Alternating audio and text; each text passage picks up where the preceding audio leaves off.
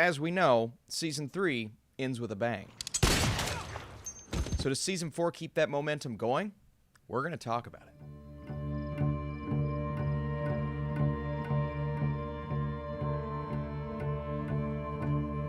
What is up, Netflix fans? Welcome back to my channel. Today we are talking one of my absolute favorite shows on the platform. This is Ozark Season 4, Part 1. And since this is coming out early, no spoilers in this video. There's a lot to talk about. We'll save that for the future. I want to say thank you to Netflix for providing these screeners. We're going to get into this season and talk about why I believe it's setting up for something crazy in the finale. So in Season 4, Part 1, Marty and Wendy are rid of Helen and they're attempting to climb to the top of Navarro's empire.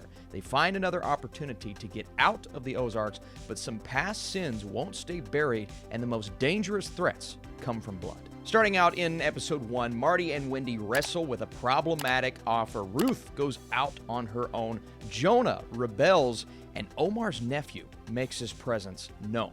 This episode is titled The Beginning of the End, and that's really the way I feel about this Part 1 of this season. They're dividing it into two parts, so of course you're going to get some sort of a crazy cliffhanger, but not a cliffhanger that feels like the end of a season. So I understand why they divided it into two parts. Look, there's so much that goes into this season. The first couple of episodes, even though Episode 1 starts out with a bang and immediately lets you know what is to come, but what we're here for is the journey to that point. So I love the way that they started it because we just don't know what's going to happen. But we do understand that the Byrde family, well, they're revving up to kind of get themselves out of this situation. And it feels like every time they're trying to get out, something else pulls them back in. But as a family, as one unit, they are slowly being pulled apart. And a lot of this starts with Jonah as he's just had it up to here with his parents in this season. There is a fallout between the family. We saw a little bit of this in a show like Breaking Bad, but very different in this situation because while in Season 1 I expected Marty to kind of become what he in a way has become, but his character maybe being the most ruthless in a very Jason Bateman subtle way. No, that's not the case because Wendy is somewhat that character, and she kind of established herself in Season 3, but maybe even more so in Season 4. Laura Linney's performance is incredible. It continues to be incredible. She and Julia Garner are stealing the show this time around, as they have for the last couple of seasons.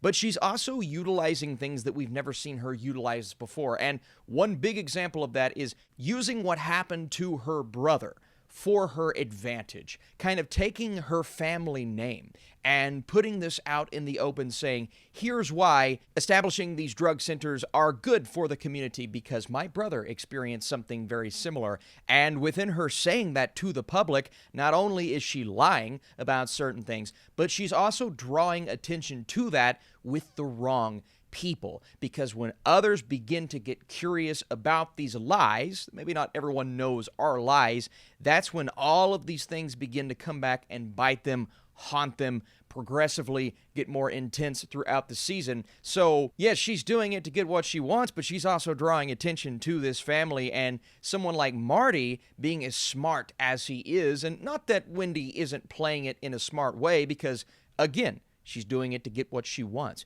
But Marty's sitting back saying, I don't know if this is the best idea. And then someone like Ruth is thinking the same thing. Now, of course, there is still that tension between Ruth, who she's working for, and the Byrde family. Darlene and Wyatt are still firmly in the picture this season. Ruth is also making some purchases and doing some things on her own to establish her little territory. So these characters that were early on, lower down on the totem pole, have really either risen to power in this season, gained more confidence, gained more, well, money, which is going to help them throughout this season. And all of this is slowly culminating, coming to a head. But, of course, Omar Navarro, establishing that at the end of Season 3, is still firmly at the top of the food chain. Doesn't matter how many people are snooping around, from your local police department to someone like Special Agent Miller, who at points you feel like has the advantage, but every time we feel like she's on top of things, something happens that makes me look at Omar and say, nope, he's on top of things.